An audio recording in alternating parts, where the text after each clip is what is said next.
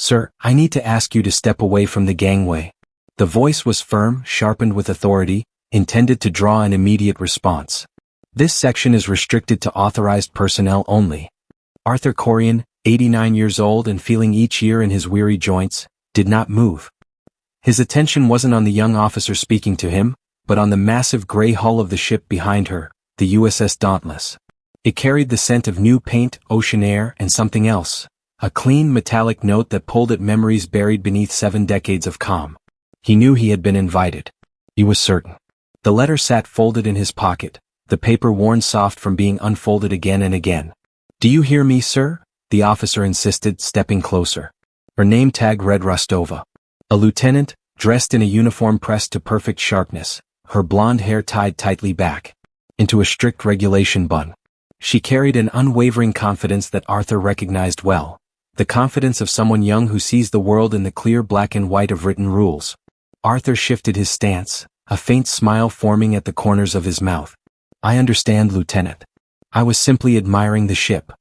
"Admire it from the public viewing area," Rostova replied, motioning with a gloved hand toward a section of the pier roped off in the distance. A small crowd had already gathered there, crew families, local officials, and naval supporters, all waiting for the commissioning ceremony to start. "This quarterdeck is a restricted zone." "I have an invitation," Arthur said, his voice a soft, weathered rasp. He reached into the pocket of his plain windbreaker.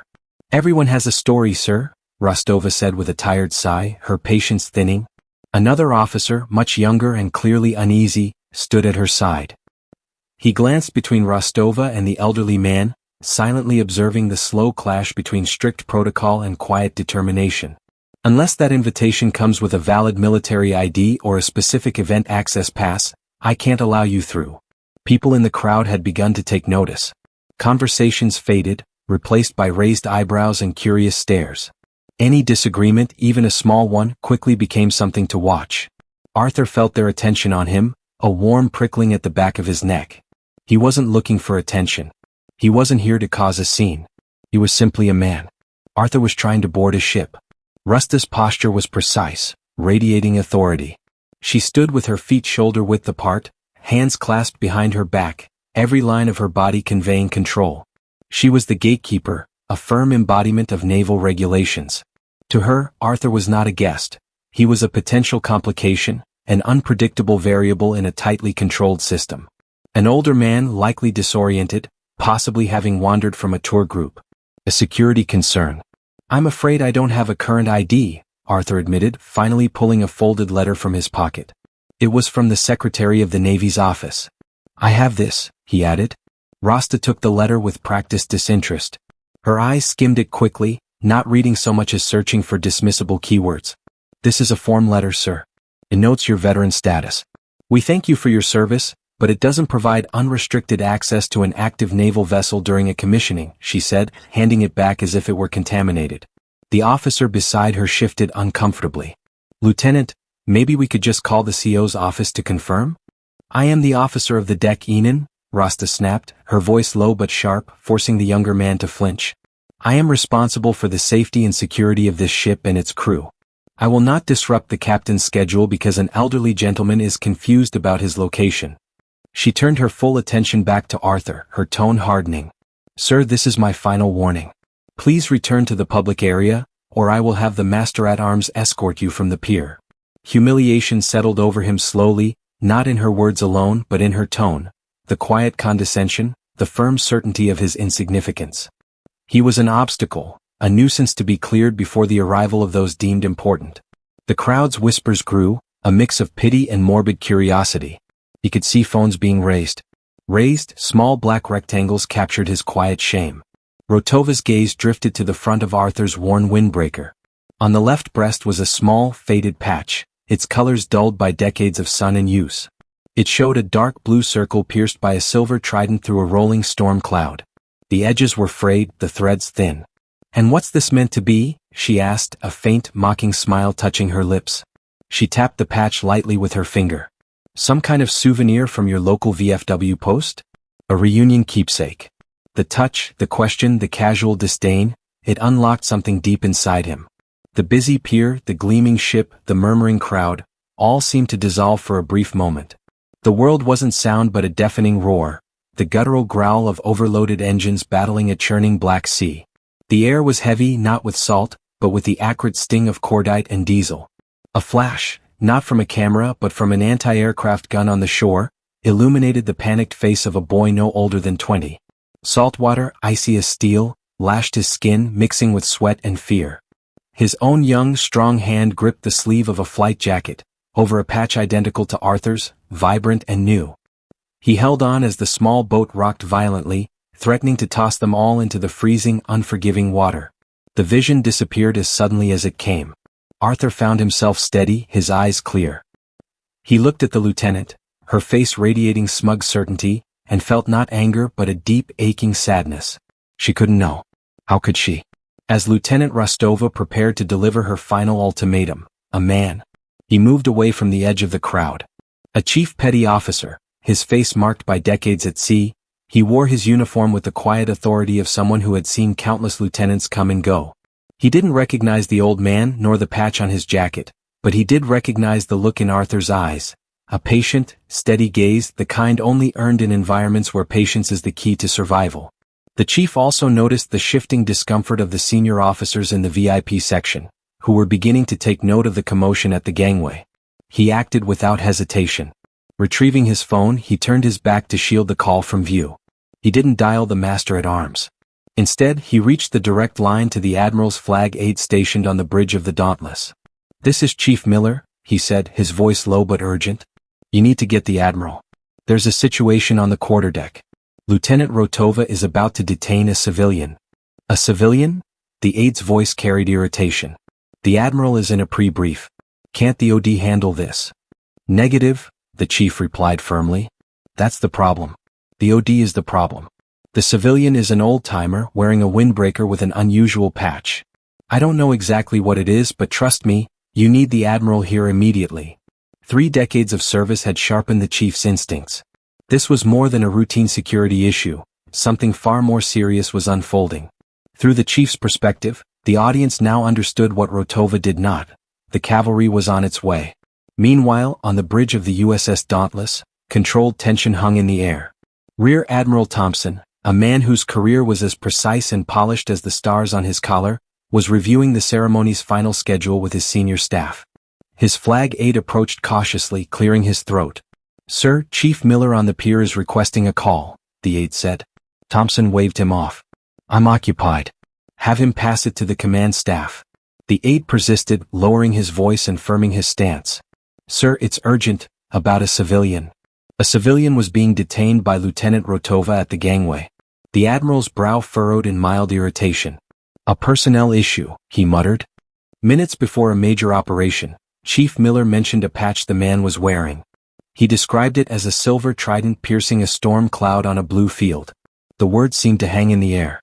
The usual hum of activity on the bridge dimmed into a dull background noise. Admiral Thompson paused. His head snapped up, eyes locking onto his aides. The irritation vanished, replaced by a look of sharp, incredulous focus.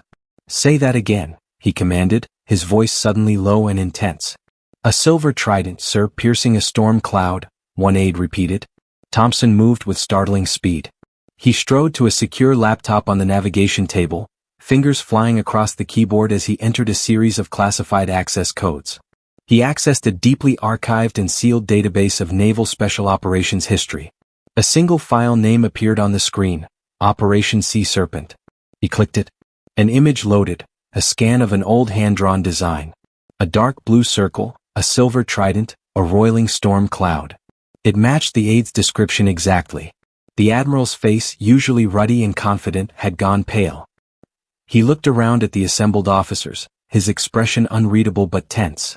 "Grim," he commanded, his voice low but weighted, like an anchor dropping. "Get my command staff. The captain, the XO, the command master chief, everyone. We're going to the quarterdeck. Move." The officers exchanged quick, alarmed glances, confusion evident on their faces, yet they obeyed immediately, rushing to follow the Admiral as he strode toward the hatch.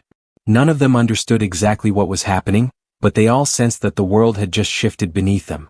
Meanwhile, on the pier, Lieutenant Rostova's patience finally snapped. She remained unaware of the high-level tension unfolding on the bridge. All she saw was a stubborn man defying a direct order, making her appear incompetent before a growing audience. "All right, that's enough," she declared, her voice firm and decisive. "I have given you every opportunity to comply.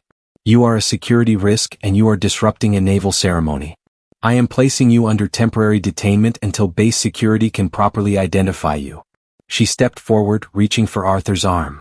"Turn around and place your hands behind your back. Now." This was the critical point, the moment of no return.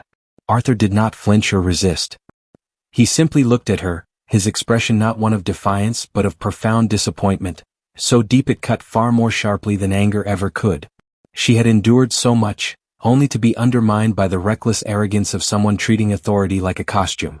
Just as her gloved fingers were about to grip his thin arm, a commanding voice rang out from the top of the gangway, sharp, precise, and undeniable. "Lieutenant, stand down." Rostova froze, her hands suspended in midair. The pier fell silent. Every eye turned as one. Descending the gangway with unmistakable purpose was Rear Admiral Thompson, flanked by the ship's captain, executive officer, and several of his senior staff. They didn't walk, they moved with deliberate precision, their expressions set, radiating authority. The combined weight of their ranks seemed to press down on the pier. The only sound was the metallic thud of their polished shoes against steel. Rostova's face drained of color. She snapped to attention, body rigid with shock and fear. Admiral Thompson didn't look at her. His gaze was fixed solely on one individual. He strode directly toward Arthur Corian, the crowd parting around him like the Red Sea. He stopped exactly one step in front of the older man in the worn windbreaker. For a moment, he simply regarded Arthur, his face reflecting a mix of awe and deep respect. Then, with a motion so precise it seemed to slice through the air, the Admiral lifted his hand to his brow in the most sincere, heartfelt salute of his 40-year career. "Mr. Corian," the Admiral's voice was heavy with emotion, yet it carried clearly across the quiet pier, "It is an honor, sir." Behind him, without a single word, every officer in his entourage, the captain, the XO, the full command staff, immediately snapped to attention and returned the salute. A wave of reverence swept over the pier. A dozen high-ranking officers honoring a civilian in a faded jacket. A collective murmur ran through the crowd. Phones that had been recording what they assumed would be an embarrassing moment now captured something utterly remarkable. Lieutenant Rotova stood frozen, her mind struggling to grasp the reality before her. This shouldn't be happening. The Admiral lowered his salute but remained at attention. Turning his head slightly, he addressed not just Arthur but the entire gathered audience. "For those of you who don't understand what you're witnessing," his voice resonated firmly, "let me clarify. This man is Arthur Corian. And that patch on his jacket," he gestured toward it, "is not merely a keepsake. It represents a unit that officially never existed, a special operations task force from the Korean War, codenamed Operation Sea Serpent." He paused, letting the weight of his words settle. In the spring of 1952, intelligence indicated that 2 enemy cruisers were preparing to depart Wonsan Harbor to ambush a U.S. carrier group. The harbor was heavily fortified, protected by minefields and shore batteries. A conventional airstrike was considered far too dangerous. Instead, a team of 12 volunteers from the Navy's underwater demolition teams, the predecessors of today's SEALs, was deployed. The Admiral's eyes returned to Arthur as he continued. They infiltrated the harbor at night in rubber rafts, navigating freezing waters. They carefully maneuvered past patrol boats and defensive positions, carrying limpet mines. The team placed these explosives directly on the hulls of both cruisers, right under the enemy's observation. Their exfiltration was not without incident. They were discovered, leading to a firefight. Out of the 12 men, only 4 returned to the submarine waiting offshore. Those 4 men's actions directly saved the lives of more than 5,000 American sailors aboard the carrier group. The mission remained classified for 70 years. Families were told the men had perished in a training accident. He inhaled deeply, voice tinged with respect. The man standing before them, then Ensign Arthur Corian, had led that mission. He is the last surviving member of Operation Serpent. The letter in his pocket was no standard form letter. It was a personal invitation from the Secretary of the Navy, requesting him to be the guest of honor at. The commissioning of the USS Dauntless was a tribute to the courage he and his men displayed that night. The pier fell into a profound silence, thick with both awe and shame. The crowd looked at Arthur, no longer seeing a bewildered old man, but a figure of history, a ghost of extraordinary valor among them. Finally, Admiral Thompson's gaze shifted to Lieutenant Rostva.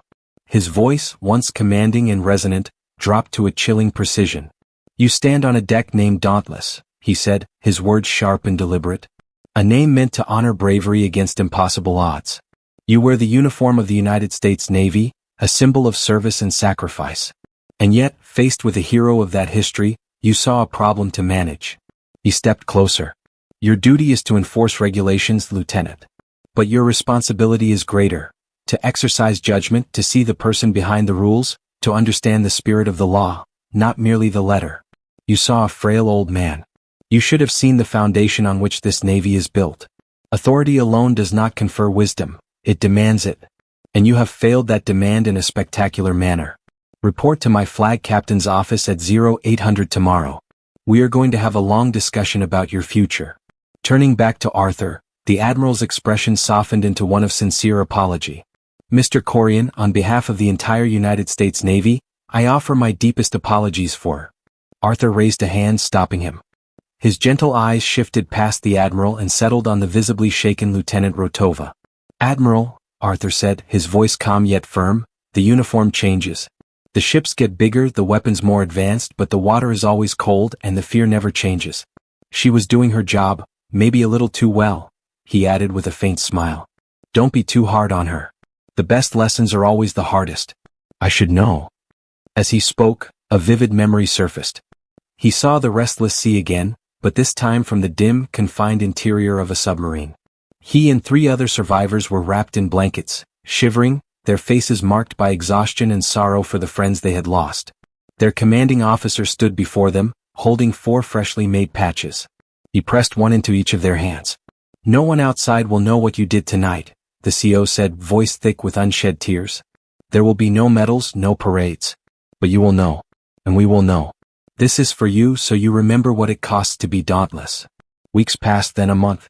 The events at the pier of the USS Dauntless quietly became a legend on the base. Lieutenant Rotova was not discharged. Instead, she was reassigned. Admiral Thompson personally mandated her new role, to design and lead a command-wide training program focused on naval heritage and veteran relations. It became known as the Rotova Mandate. It was both a punishment and a path to redemption. One rainy Tuesday afternoon, Arthur Corian sat in his usual spot at the local VFW post, nursing a cup of black coffee. The air was heavy with the smell of aged wood, stale beer, and camaraderie. The door creaked open, letting in a sliver of gray light. Eva Rotova appeared in the doorway, dressed in civilian clothes. She seemed younger, smaller, and far more vulnerable without her uniform. She paused briefly before approaching his table, holding a thick hardcover, The Complete History of Naval Special Warfare. "Mr. Corian," she said softly.